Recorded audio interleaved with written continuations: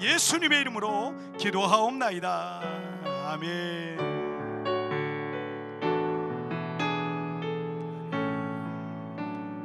자, 오늘 우리에게 주시는 하나님 말씀 보겠습니다. 자, 요한복음 4장 말씀.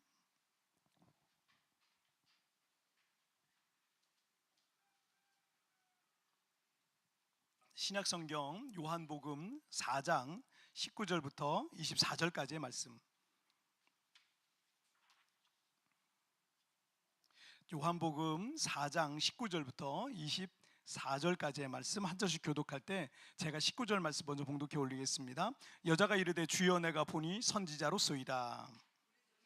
이 산에서 예배하였는데 당신들의 말은 예배할 곳이 예루살렘에 있다 하더이다.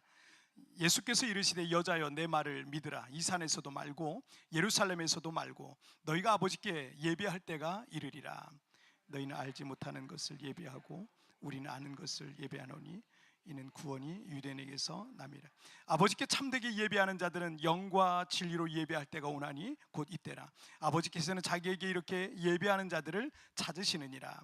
하나님은 영이시니 예배하는 자가 영과 진리로 예배할지니라. 아멘. 자, 오늘 말씀 제목 읽겠습니다. 시작. 하나님이 찾으시는 예배자. 다시 한번 시작. 하나님이 찾으시는 예배자. 우리 교회가 40일간 하나님이 찾으시는 예배자라는 주제를 가지고 우리가 또 말씀을 살펴보고 또 하나님의 은혜를 우리가 좀 찾아보려고 그래요. 그래서 40일간 우리 온 교회가 또 하나님이 정말 찾으시는 예배자, 하나님 앞에 발견되어지는 그런 예배자 되시기를 주님의 이름으로 축복합니다.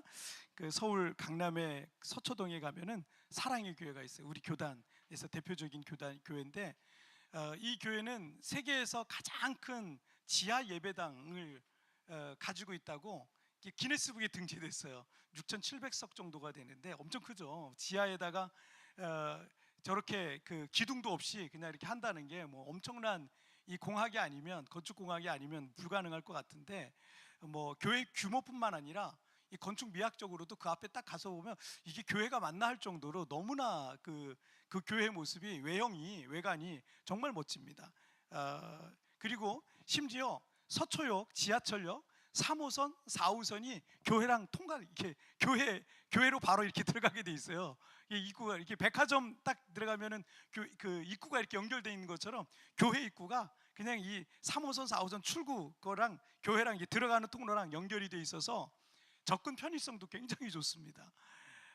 이런 초대형 교회를 건축하는데 이 담임 목사님을 비롯한 많은 성도들의 그 눈물과 땀과 헌신, 그 엄청난 또 재정이 또 여기 투입됐겠죠. 그래서 많은 사람들은 저런 교회를 보면 부럽다 이런 생각을 하는 것 같아요. 우리 교회도 저렇게 커면 좋겠다, 우리 교회도 저렇게 화려하면, 웅장하면 좋겠다, 멋지면 좋겠다, 이런 생각을 좀 하는 것 같아요. 그래서 종종 교회들의 최대의 비전과 목적이 성전 건축이 되는 경우가 있어요. 최대의 비전이. 사실 교회 최대 비전은 성전 건축이 되면 안 됩니다. 그거는 그냥 일부예요. 일부 있으면 좋죠. 좋은 건물이 있으면 좋죠. 우리도 여기 보니까 성전 이전을 위한 40일, 이게 우리 교회가 조만간 또 이전해야 될 수도 있다라는 어떤 불확실성 때문에 지금부터 기도로 준비하자, 뭐 그래가지고 이렇게 된 건데, 이게 성전 건축이 우리 최대의 비전이 되면 안 됩니다. 근데 이제 많은 교회들이 저런 교회 가보고, 야, 우리 교회도 이렇게 큰 교회가 있으면 좋겠다, 이렇게 화려하고 이렇게 웅장한 교회가 있으면 좋겠다, 너무 예쁘다, 뭐 이렇게 하는 경우가 있습니다. 자, 어떤 교회들은 전도를 통해서 교회 양적인 부흥에 초점이 맞춰져 있기도 합니다. 이게 저 교회 지하 본당입니다. 양적인 부흥에 초점이 맞춰져 있기도 해요. 온 성도들도 예수님의 지상 명령을 받들어 섬긴다고 시도 때도 없이 이 전도에 그 열정을 내면서 우리 성도들도 영혼 구원하는 일에 힘을 내기잖아요. 이거 해야 되는 일이에요. 우리도 지난번에 우리가 9월 말에 우리 전도잔치 있지 않았습니까? 그래서 해야 돼요. 그것도 정말 필요합니다. 주님의 지상 명령에 땅끝까지 가서 복음을 전해라, 유언장 같은 그런 말씀을 주셨잖아요. 자, 그리고 어떤 교회들은 이 가난한 이웃을 돕고 섬기는 빈민 구제 사역에 초점을 맞추는 교회도 있어요. 우리 교회 지난주에 가서 찍어온 사진인데, 우리 아이들이 가서 빈민 구제하고 뭐 이런 활동을 했어요. 서울에 있는 어떤 교회는 어디 홍수가 났다, 또 어디에 뭐 지진이 났다, 어디에 산불이 났다, 이런 뭐 재난이 있을 때 성도들이 막 짐을 꾸려요. 팀이 있어요. 그 교회는 팀이 있어가지고 막 짐을 꾸리고 구호품을 챙겨가지고 긴급 구조대를 딱 구성해요. 구성해가지고 바로 출발합니다. 뭐 지진 났으면 바로 출발해요. 바로 출발해가지고 거기 돕는 그런 사역을 정말 잘합니다. 우리 교회에서도 언젠가는 좀 이런 팀이 좀 만들어져서, 이번에도 지진이 나가지고 막 어렵잖아요. 근데 이 정보가 없으니까 우리가 어떻게 도와야 될지 몰라가지고 다만 미디어를 통해서 듣는 게 전부라서 정보가 좀 필요한데 그게 참 어렵더라고요. 그래서 그런 봉사대가 좀 탄생하면 좋겠다, 이런 생각을 좀 갖고 있습니다. 또 어떤 교회들은 이 세계 선교의 모든 포커스가 맞춰져 있습니다. 그래서 그런 교회는 보면은 연중에 수십 개의 단기 선교팀이 나가요. 수십 개의 단기 선교팀이 나가서 이 세계 곳곳을 다니면서 파송돼 가지고 세계 곳곳에 교회도 세우고요, 또 학교도 세우고 엄청난 일들을 해내고 있습니다. 자, 그런데 교회, 지금까지 말씀드렸던 이런 교회에 드러나는 대표적인 그런 사역들이 눈에 보이는 사역들인데 다 필요합니다. 이것도 해야 돼요. 이것도 꼭 필요해요. 그렇지만 이 사역들도 중요하지만 가장 중요한 게 한 가지가 빠졌어요. 한 가지가.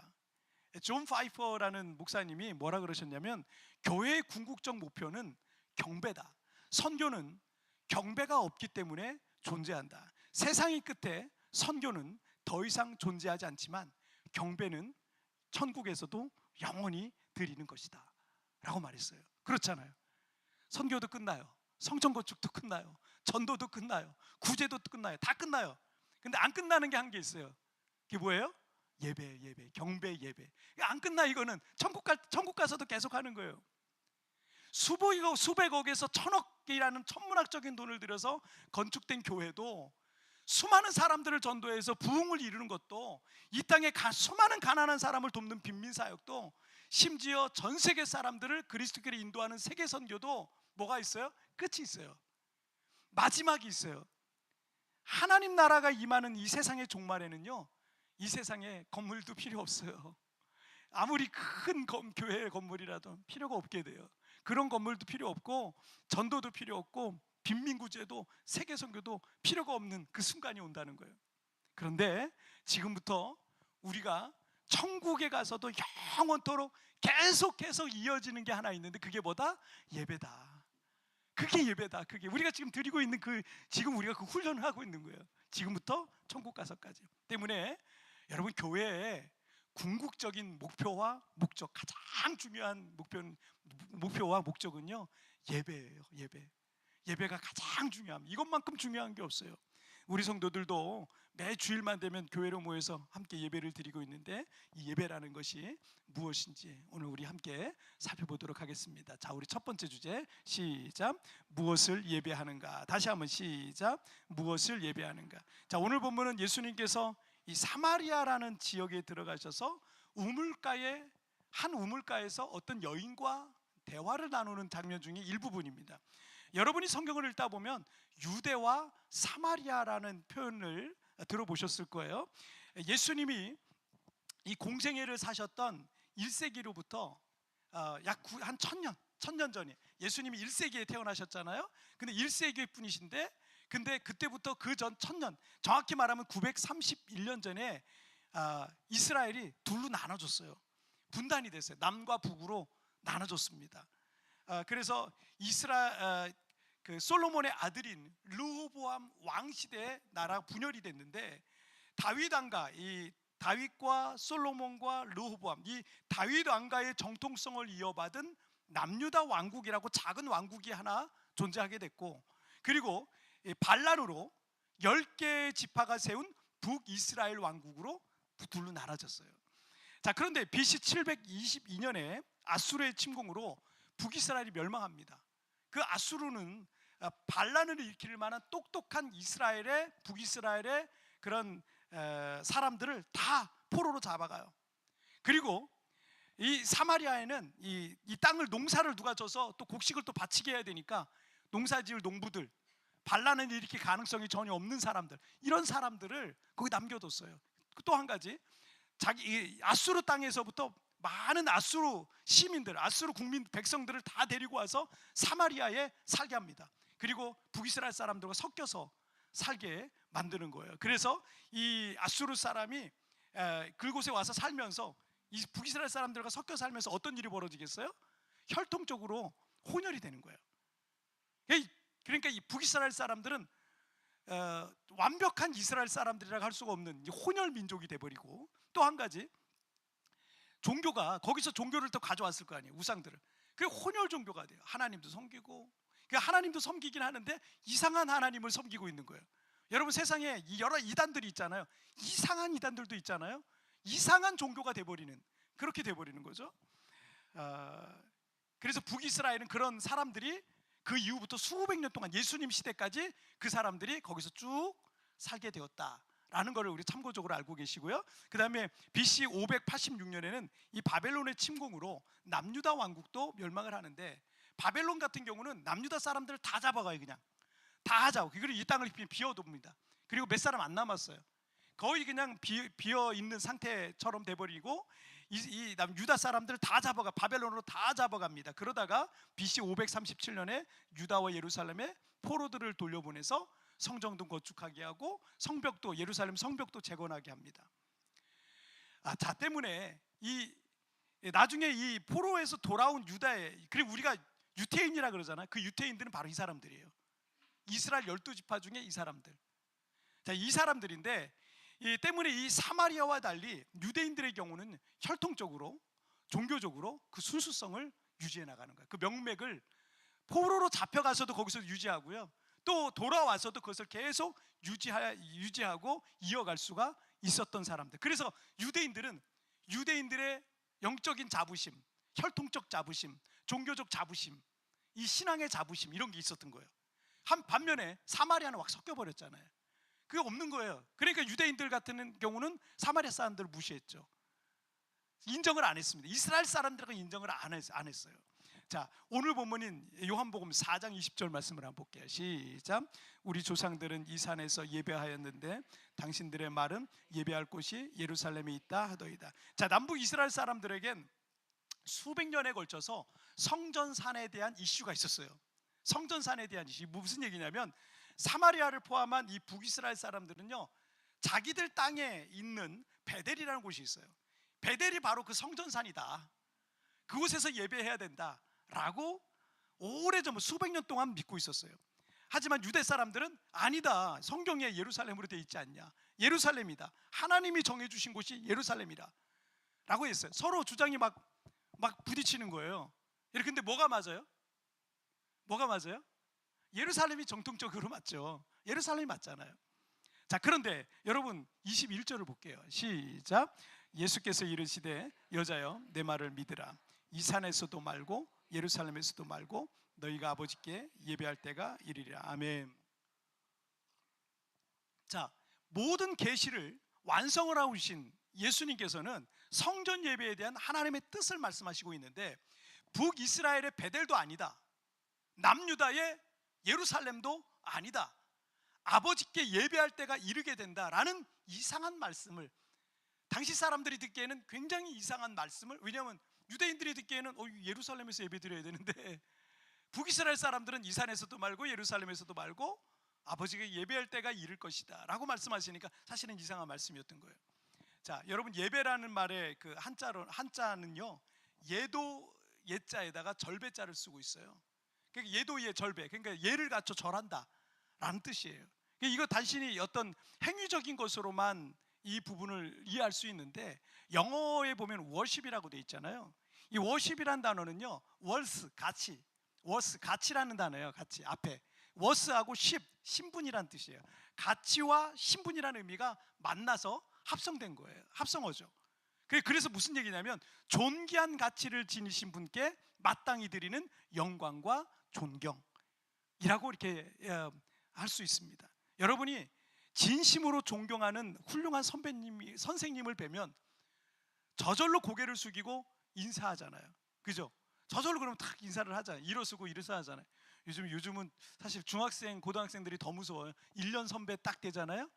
사회 나오면 1년 선배 아무것도 아닌데 이 중고등학교에서는 1년 선배만 돼도 선배님 너 깍듯하고 막 애들이 웃겨요. 그거 하는 거 보면, 하는 짓을 보면 우습지도 않아. 가서로워요. 가서로워. 근데 중고등학교도 그래요. 1년 선배만 해도 얼마나 깍듯한지 몰라요. 엄마한테는, 아빠한테는, 또 심지어 선생님한테는 담탱이라고 그러고 막 이렇게 막 하면서 1년 선배는 막 너무 깍듯하게 하잖아요.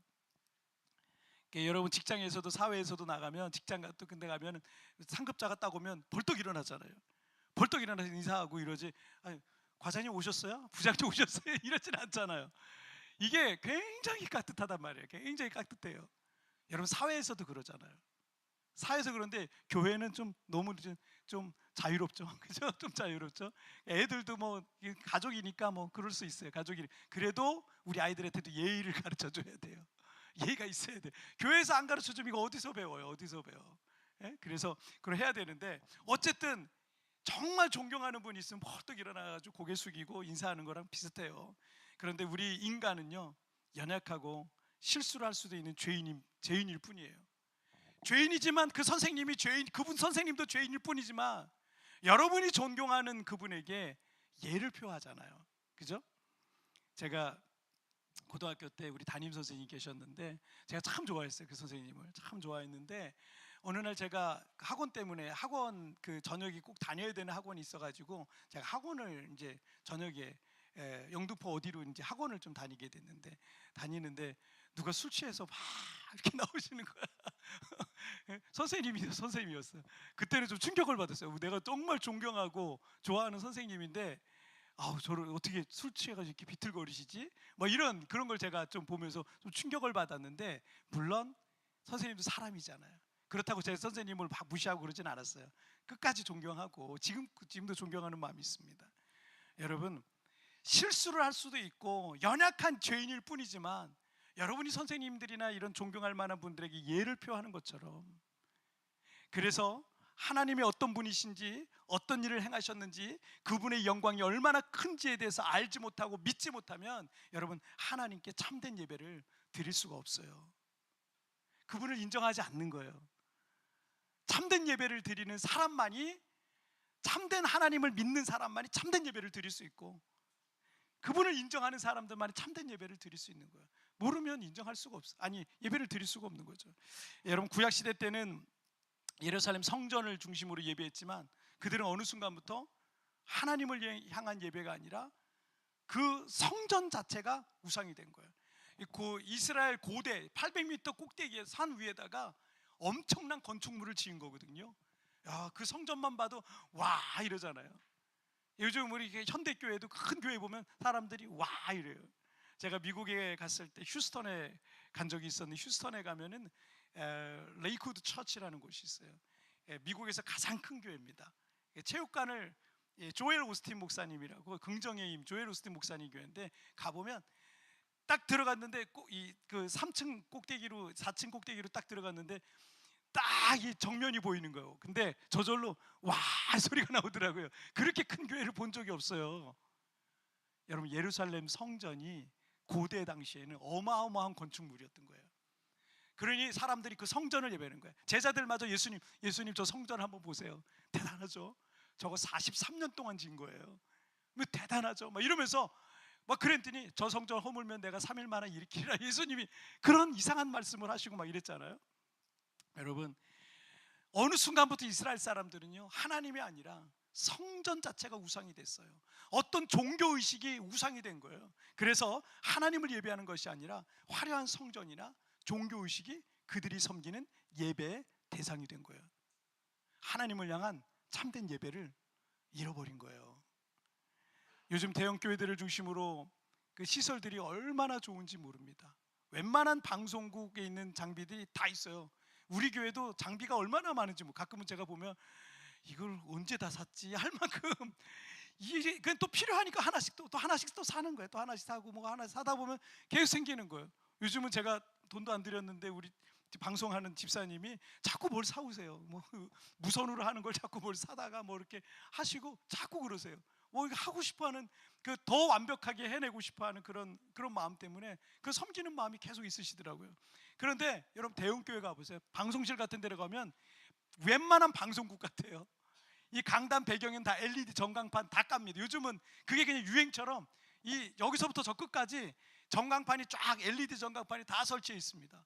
그래서 막 설교하면 설교 내용이 확 뜨고 막 뭐 영상이 막 움직이고, 뭐 우리 교회도 언젠가 할 수는 있겠죠. 할 수 있겠지만 비주얼적으로 얼마나 좋은지 몰라요.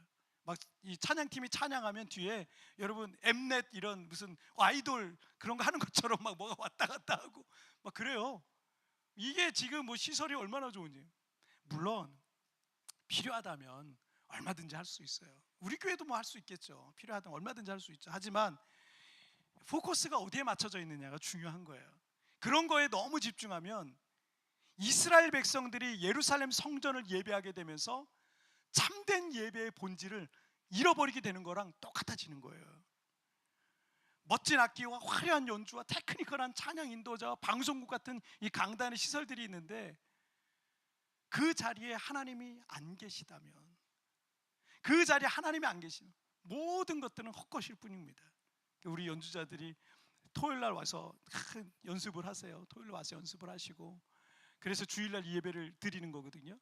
왜 집에서 또 다 들어보시고 그 악기 다 그 곡을 다 따세요. 이렇게 연주해야 되겠다. 그걸 또 다 따고 얼마나 하나님 앞에 최상의 것을 드리고자 하는 그런 마음으로 드리는 거예요. 그런데 이게 연주가 이 연주자들이 실력이 좋아지고 또 막 전공을 하고 막 이런 연주자들 같은 경우 보면요, 굉장히 그 높은 퀄리티를 유지하는 그런 음악과 연주를 하려고 그러는데 나중에는 이게 예배를 드리는 건지 무슨 공연에 포커스가 맞춰 있는지 이게 헷갈릴 때가 있어요. 여러분, 아무리 연주를 잘하고 화려한 연주가 들어가도 하나님이 안 계시면 그 예배가 아니에요. 우리끼리 그냥 즐겁게 그냥 모인 거예요. 제가 처음 신앙생활을 시작한 교회는 상가의 작은 지하실에 개척된 교회였습니다. 얼마 지나지 않아서 근처에 있는 주택 하나를 매입해서 그 집을 교회로 개조했어요. 계단을, 여러분 옛날 주택 아시죠? 계단을 몇 개 이렇게 올라가면 거실 나오는 문, 알루미늄 샤시 문을 열면 거실 나오는 그런 집이에요. 그래서 계단을 몇 개 올라가면 거실이 있었던 하고 방들을 다 텄어요. 터가지고 한 60명 내외가 들어가는 작은 예배당을 만드셨어요. 20살쯤 어느 날 이 수요 예배에 참석하려고 그 계단을 오르는데 찬양 소리가 이렇게 계단이 몇 개 안 되거든요. 찬양 소리가 이렇게 들려왔고 그때 제 가슴이 막 뛰기 시작하는 거예요. 거실 문이었던 이 알루미늄 샤시로 된 이 문을 삐걱하고 이 교회 문을 열고 들어가는데 그 순간 하나님 임재가 저를 확 강하게 나타났어요. 저는 그 하나님의 임재에 압도돼 가지고 그 샤시 문을 더 이상 들고 그 안으로 들어갈 수가 없었어요. 거기서 바로 그냥 무릎을 꿇고 엎드려서 거기서 펑펑 울면서 제가 예배를 드렸던 일이 있었습니다. 겉으로 보기에는 아주 초라한 예배당이었지만 하나님은 거기 계셨어요. 지난 주일에는 갑자기 정전이 되는 바람에 우리는 마이크도 또 조명도 뭐 에어컨도 없는 뭐 특별한 예배를 드렸습니다. 이 찬양팀도 마이크와 이 전자악기 없이 기타와 이 비올라 연주만으로 예배를 드려야 됐고, 또 영상과 자막이 안 되니까 성도들도 가사를 모른 채 이 찬양을 막 따라 불러야 됐습니다. 추석 명절이라고 해서 우리 성도들이 또 막 이것저것 명절 음식도 준비했는데 그걸 다 먹지 못한 게 너무 아쉬워요. 뭐 깜깜하고 이래서 모두 무더위 속에서 땀 범벅이 돼서 겨우 예배를 마쳤습니다. 한국에서 일하던 우리 초신자 성도가 2주간 휴가를 받아서 세부에서 함께 예배를 드렸는데 이 성도님이 더위를 엄청 타는 분이고, 그래서 예전에 세부에 계실 때 냉장고에 콜라를 상자로 쌓아두고 드시던 분이에요. 그런데 이 교회에 정전됐다고 하니까 그냥 가지 말까? 라고 이렇게 고민할 정도였다고 합니다.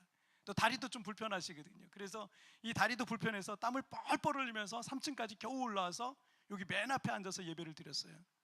저도 너무 더우니까 그 초신자 성도님이 예배 내내 걱정이 되더라고. 시험 들면 어떡하지 막 이런 생각이 들고, 예배가 시작되고 또 마이크도 전자악기도 영상 자막도 없이 찬양팀이 여기 이렇게 앉아서 찬양을 부르기 시작을 합니다. 또 마이크와 전자악기 소리가 없으니까 우리 성도들의 그 회중들의 찬양 소리가 막 들리기 시작하는데 우리 성도님이 온몸에 전율이 흐르더래요.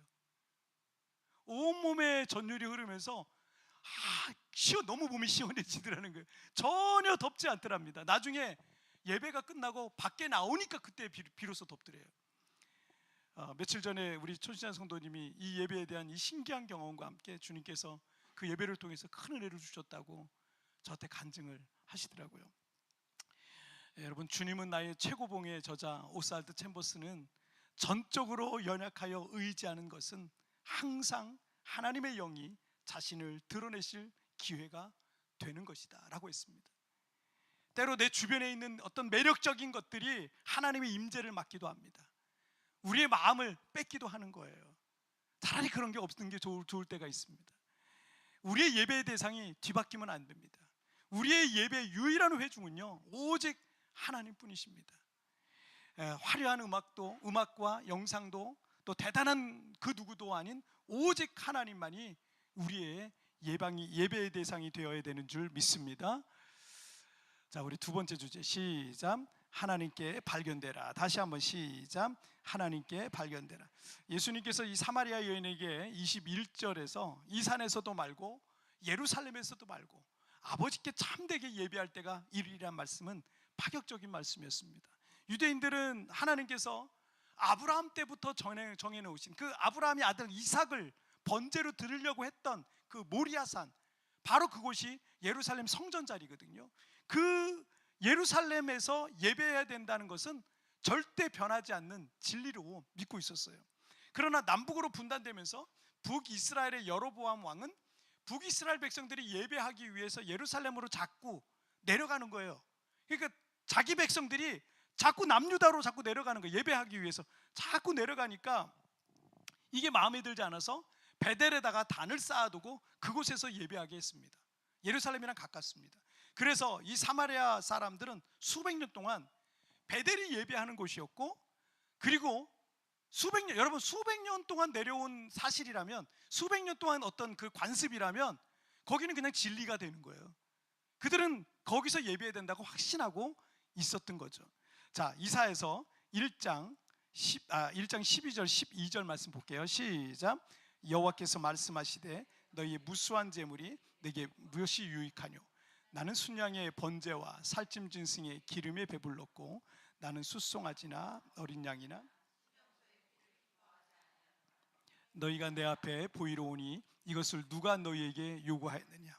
내 마당만 밟을 뿐이니라. 이 구약의 이사야 선지자를 통해서 전해진 하나님의 말씀입니다. 그들은 무수한 재물을 갖고 와서 수많은 제사가 성전에서 계속 드려주고 있었다는 얘기예요. 근데 12절에서 주님이 뭐라 그래요? 너희가 내 앞에 보이러 오니 내 마당만 밟을 뿐이라 라고 말씀하셨습니다. 제사하는 사람들의 이 겉모양은 누가 봐도 하나님을 섬기고 신앙하는 그런 신앙인들의 모습이지만 그들의 속은 위선과 거짓과 탐욕으로 가득한 모습이었다라는 얘기죠.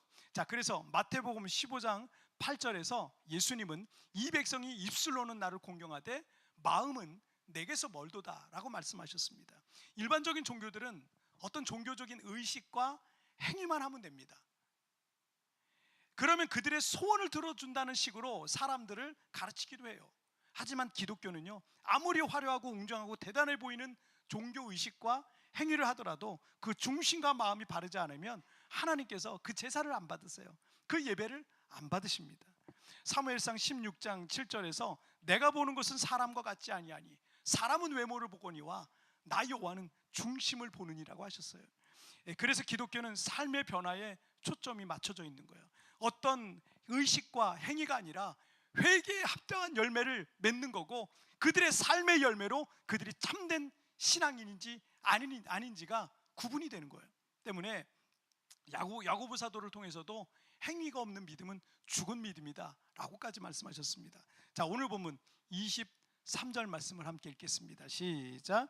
아버지께 참되게 예배하는 자들은 영과 진리로 예배할 때가 오나니 곧 이때라. 아버지께서는 자기에게 이렇게 예배하는 자들을 찾으시니라. 자, 앞에서도 말씀드렸지만 하나님을 인정하지 않아요. 하나님을 경외하지 않고 하나님께서 행하신 일들도 믿지 않아요. 하나님을 존중하지 않는 사람은요, 하나님을 예배할 수가 없어요. 참되게 예배할 수 없어요. 고린도전서 12장 3절에서 성령으로 아니하고는 누구든지 예수를 주님이라고 부를 수 없다라는 말씀이 있어요. 그러니까 예수님을 주님이라고 하는 사람은 마음에 뭐가 있다는 거예요? 성령이 계시다는 거예요. 성령이 계시다. 즉 성령을 받은 사람들만이 예수님을 주님이라고 고백하고 있고, 그들만이 예수님께서 십자가에 달려 죽으시고 부활하신 복음을 믿음으로 죄사함과 구원에 이르게 된다는 사실을 믿고 있는 거예요. 때문에 거듭난 사람들이 하나님께 올려드리는 찬송과 영광과 예배와 감사가 영과 진리로 드리는 참된 예배인 거예요.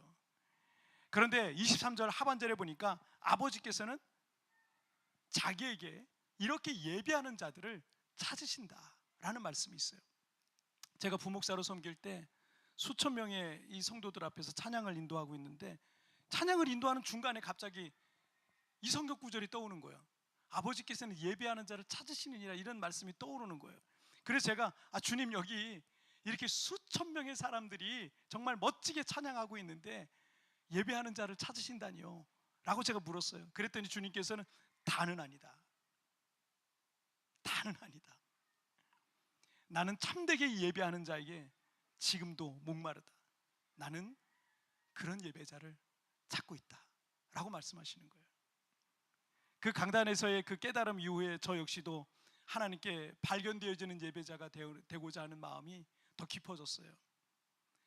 그래서 제가 찬양을 인도할 때나 아니면 회중에서 우리 그 부목사 때니까 예배 안내로 성도들 이렇게 섬기고 서서 계속 섬길 때든지, 또는 회중 가운데서 앉아가지고 찬양을 하고 말씀을 들을 때든지 하나님께 발견되려 그런 그 중심을 가지고 예배를 드려요.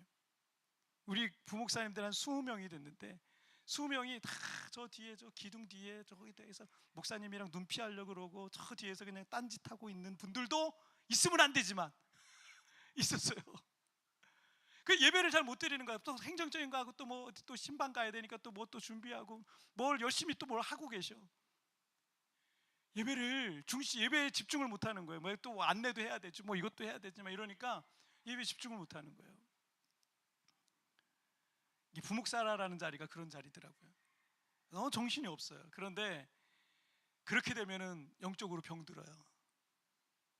하나님 앞에 어느 자리에 있든, 예배를 인도하든 찬양을 인도하든, 이 자리에 있든 저 뒤에 있든 어디에 있든 하나님을 열정적으로 예배할 수 있도록. 그래서 제가 담임 목사로 지금 섬기고 있지만 맨 앞에서 예배를 드릴 때, 이 맨 앞에서 우리 집사님들이 찬양 인도할 때 예배를 드릴 때에도, 또 이 부목사님이 설교할 순서에는 저 맨 뒤에 제가 성도들 안내하느라 있는데, 저 안내하면서 있는데 그 예배할 때든지 누구보다 가장 열정적으로 예배하려는 이유는 딱 하나예요. 성도들에게 보여주려고. 아니에요.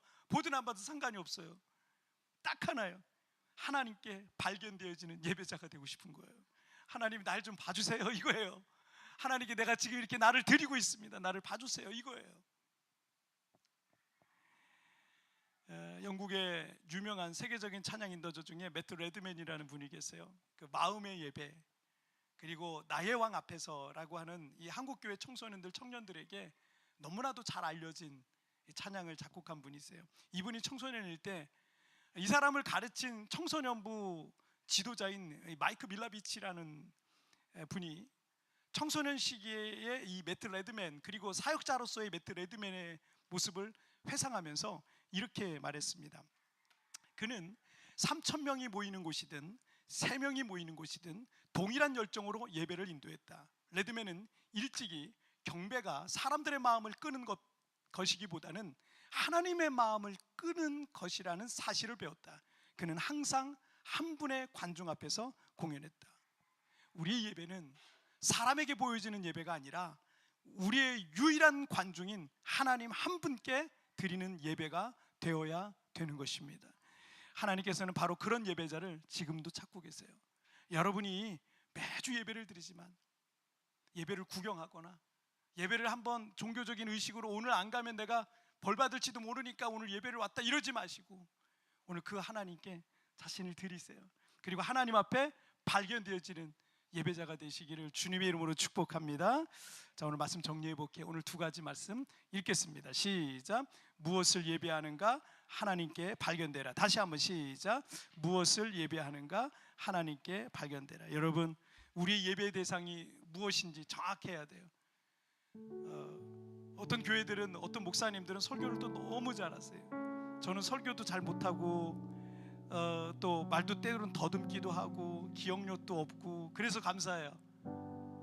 저에게 집중 안 해주셔서 감사해요. 근데 어떤 분들은 너무 설교를 잘하시니까 회중들이 다 그 목사님께 포커스가 맞춰져 있는 거예요. 하나님이 아니라 어떤 목사님, 어떤 유명한 목사님 포커스가 맞춰지면 안 되는 거예요. 이 교회의 화려한 건물이라든지 어떤 대단한 그 무엇이 포커스가 맞춰지면 안 되는 거예요. 우리의 예배의 유일한 회중은 하나님이십니다. 그리고 하나님은 지금도 그렇게 하나님 앞에 참으로 예배하는 바로 그 한 사람을